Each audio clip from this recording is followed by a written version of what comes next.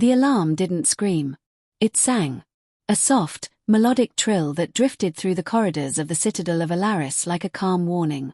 Jorah Kincaid blinked at the ceiling of her small cabin, confused. This was not her ship. Not even her fleet. And yet, she was here, strapped into the control chair of a sleek starcraft, the Orion, which gleamed like liquid silver under the ambient lights. Jorah groaned and rubbed her eyes. Her training as a human pilot on Earth, or more accurately, her half-hearted cadet training, had never prepared her for this.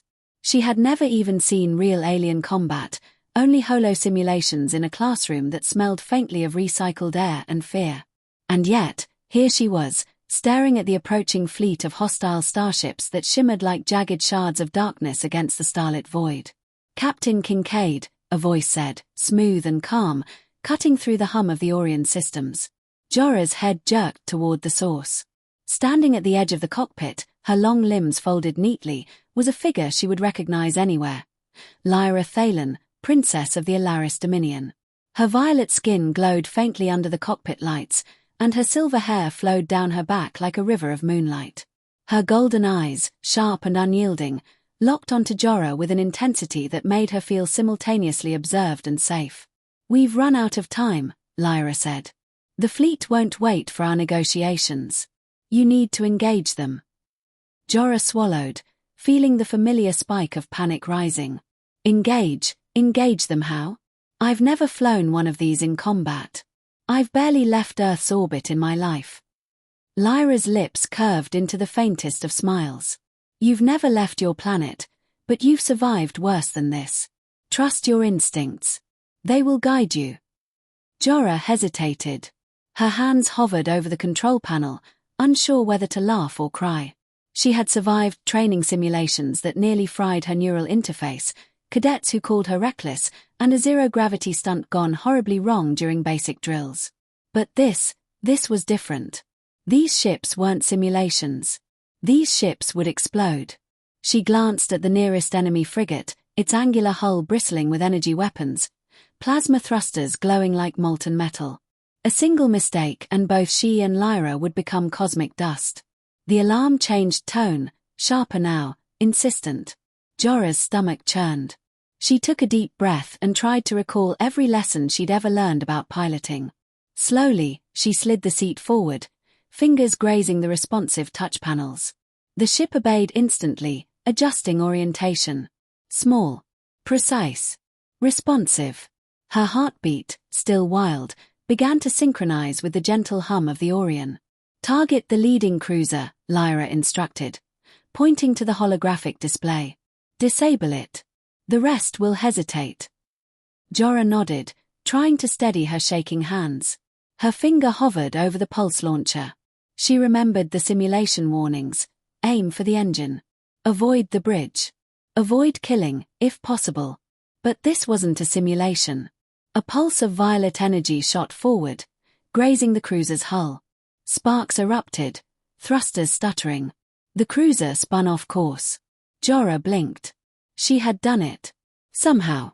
"Nice shot," Lyra said, voice calm but approving. "Now keep moving. They won't wait long." Jorah gritted her teeth, maneuvering the Orion in a dizzying spiral. Plasma streaks whistled past her, illuminating her cockpit in shades of blue and magenta. She felt the familiar thrill of control, the strange satisfaction of purpose that only came when life and death were balanced in the palm of your hand. Her eyes met Lyra's. The princess was already recalibrating the Orion systems with fingers that moved like a conductor guiding a symphony. "Humans," Lyra said quietly, almost to herself.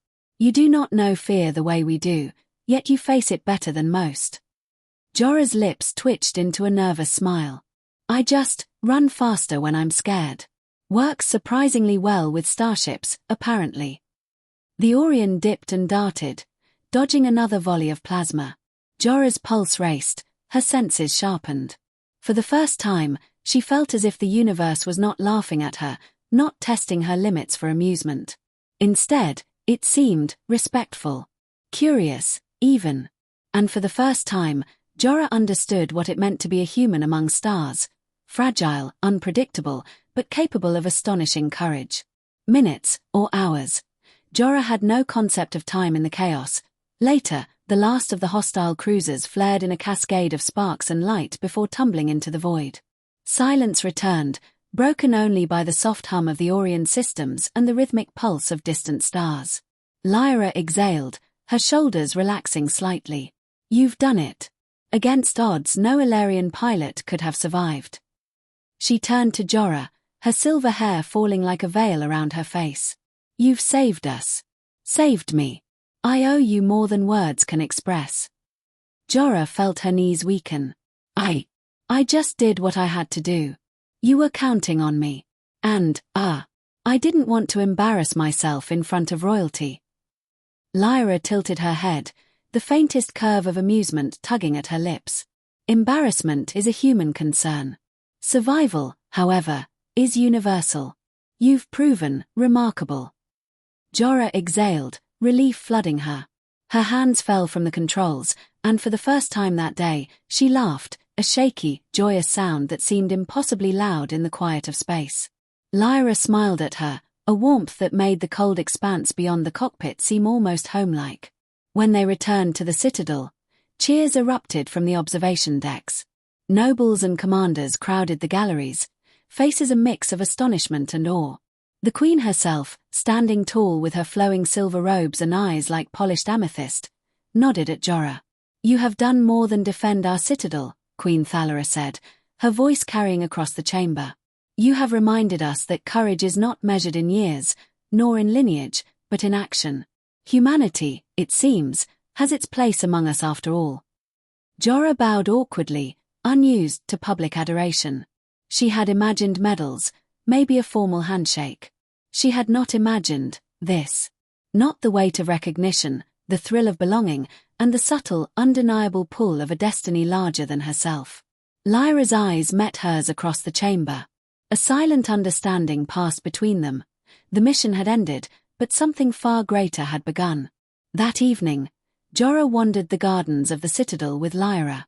Bioluminescent plants floated lazily, the air soft with gentle gravity that made each step feel like walking on clouds. Floating petals shimmered around them in patterns that seemed almost alive, reflecting their tentative bond. "I never thought I'd find myself here," Jorah admitted, glancing at the distant towers spiraling into the night sky. "All I wanted was to graduate, maybe see a few stars. Instead, I've saved a princess and her people. And now," she hesitated. "Now, I don't even know what's next." Lyra's hand brushed lightly against hers, deliberate but gentle. "Now, Captain Kincaid, you rest. You breathe. And tomorrow we learn what humans and Illyrian can achieve together." Her eyes sparkled with a mix of mischief and promise.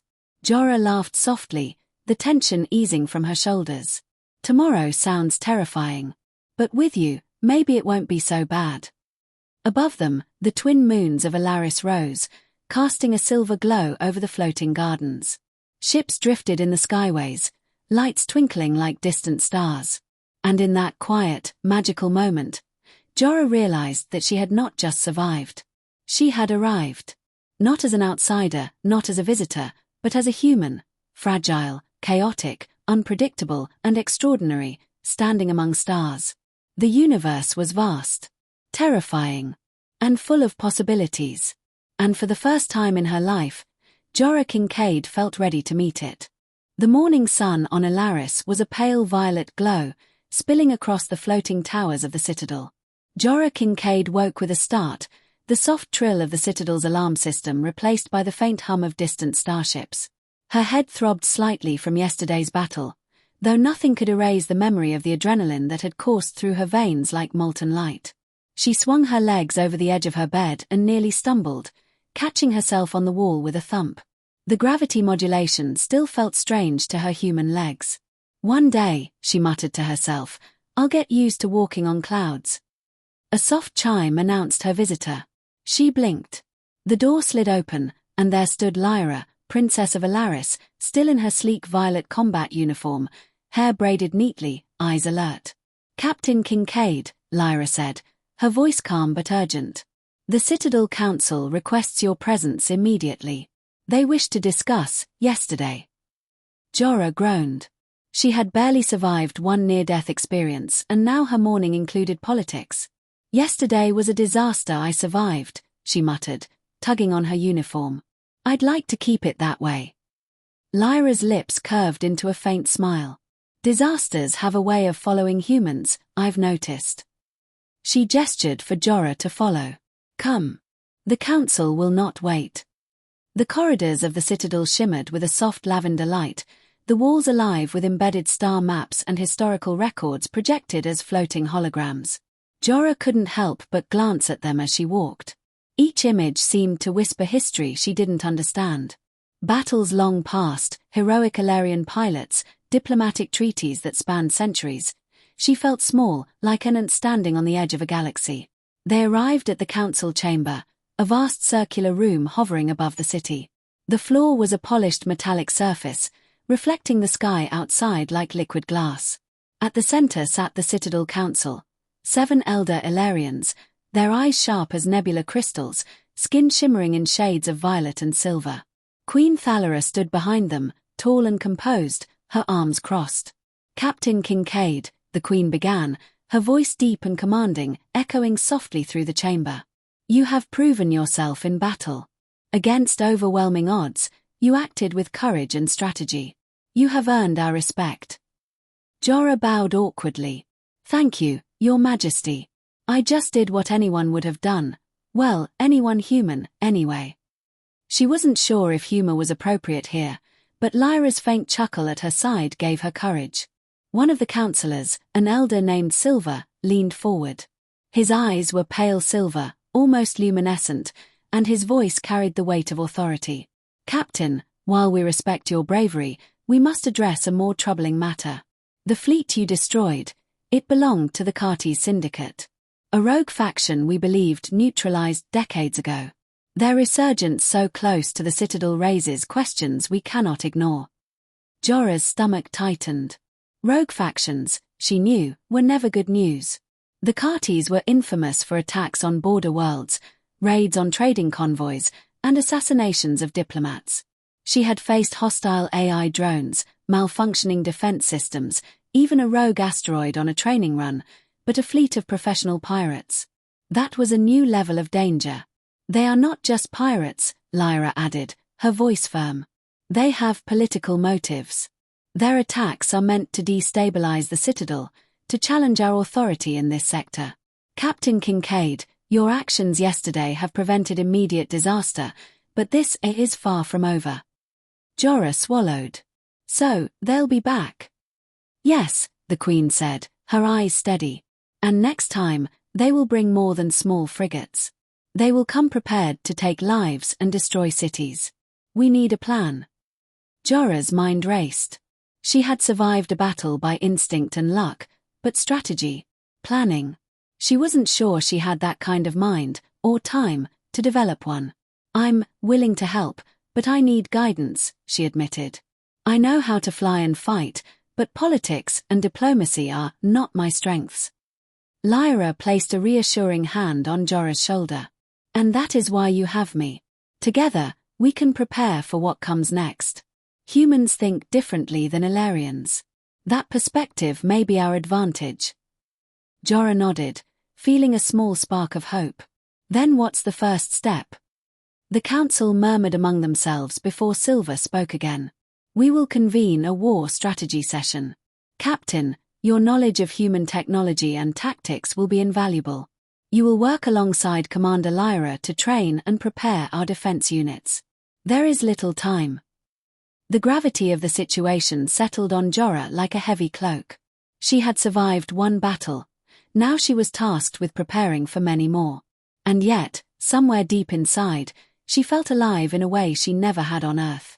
The stakes were terrifying, but the opportunity to matter, to make a difference, was intoxicating. By mid-afternoon, Jorah was in the Citadel's simulation chamber, a vast dome filled with holographic projections of the Alaris sector. Dozens of trainee pilots, all Illyrian, hovered at control consoles, their expressions focused and precise. Jorah felt her confidence falter. These were elite pilots, born for this life. She was a human outsider, clumsy in comparison. Lyra stood beside her, reviewing the battle holograms from yesterday. "We will simulate an ambush by the Carty Syndicate," she explained. "Your task is to develop a strategy using both your instincts and our technology. The goal: minimize casualties and protect the Citadel." Jorah took a deep breath. "Okay. We start with their approach vectors. They'll avoid heavily defended sectors to catch us off guard. I'd suggest a layered defense with decoy formations." She traced her finger along the holographic map, highlighting weak points. "Here, we can position faster interceptors to funnel them into the kill zone. They'll be expecting predictable responses. Let's make them unpredictable." Lyra's eyes lit with appreciation. "Exactly. Humans think in chaotic patterns. That's an advantage." Jorah felt a surge of pride. Maybe she had something to offer. She spent the next several hours running simulations, testing attack patterns, and improvising maneuvers that even the veteran Illyrians hadn't considered.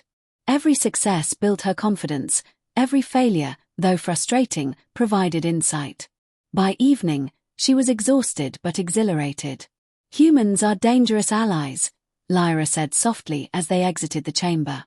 Her hand brushed Jorah's briefly, a silent gesture of camaraderie. "You adapt quickly. Faster than I expected." Jorah smiled, feeling the warmth of connection. "I think I learn fast when failure means, well, exploding into a million pieces." Lyra laughed softly. "You've a peculiar sense of humor." That night, Jorah wandered the outer gardens of the Citadel, thinking about the day. The twin moons bathed the crystal leaves in silver light, and the floating flowers hummed faintly, reflecting the peaceful calm of the Citadel. But Jorah's mind was restless. She couldn't shake the feeling that yesterday's attack was only the beginning. Her thoughts were interrupted by a soft shimmer in the air. Lyra appeared, moving silently as if the night itself guided her steps. "You think too much," she said. "Humans worry constantly. I have seen it in your eyes today. Worry that we may fail, that we may die. And yet, you act anyway." Jorah chuckled nervously. "Someone has to, right?" Lyra's gaze softened. "You inspire courage, not just with skill, but with your willingness to stand where others falter. That is rare." The words hung between them. Jorah felt her pulse quicken, but this time not from fear, something warmer, a spark she hadn't felt before. "Thank you, Lyra. That means more than I can say." A distant alarm suddenly flared, sharp and urgent. Jorah's stomach dropped. "What now?" "Recon drones detected unusual activity near the Citadel's northern sector," Lyra said. "Possibly a probe fleet scouting our defenses. We need to investigate immediately." Within minutes, the Orion was back in flight, slicing through the violet atmosphere of Alaris. Jorah's hands moved instinctively over the controls, Lyra at her side. "Northern sector," Lyra repeated, scanning the holographic display. "Whatever this is, it's subtle. They're testing us. Waiting for weaknesses." The probe fleet emerged from the haze, a cluster of small, sleek ships, too fast to be caught by conventional scanners until they were almost on top of them. Jorah's pulse raced. "Ready?" she asked. Lyra's eyes met hers. "Always." The Orion dove into the fray. Jorah felt the exhilaration, the terror, the raw clarity of life balanced on instinct. Each maneuver tested her reflexes. Each pulse she fired was measured, precise, necessary. They disabled several of the scouts, forcing the rest to retreat. But as the last vessel disappeared into the horizon, a message transmitted directly to the Citadel. "You are not ready. We are coming. Prepare." Jorah's stomach twisted. That simple message carried the weight of imminent war. Lyra's jaw tightened, her eyes flashing with resolve. They have started their campaign. The Carty Syndicate will not stop until they either control this sector or destroy us. Jorah swallowed hard. She thought of Earth, her small homeworld, fragile and distant. She realized then that she had no choice but to rise to this challenge, not just for herself, but for the people of Alaris, for Lyra, and for the fragile alliance between humans and Illyrians. The stars stretched endlessly around them, beautiful and merciless. And for the first time, Jorah felt the truth of her own place in the universe. A human. Small, fragile, chaotic, but capable of standing among the stars.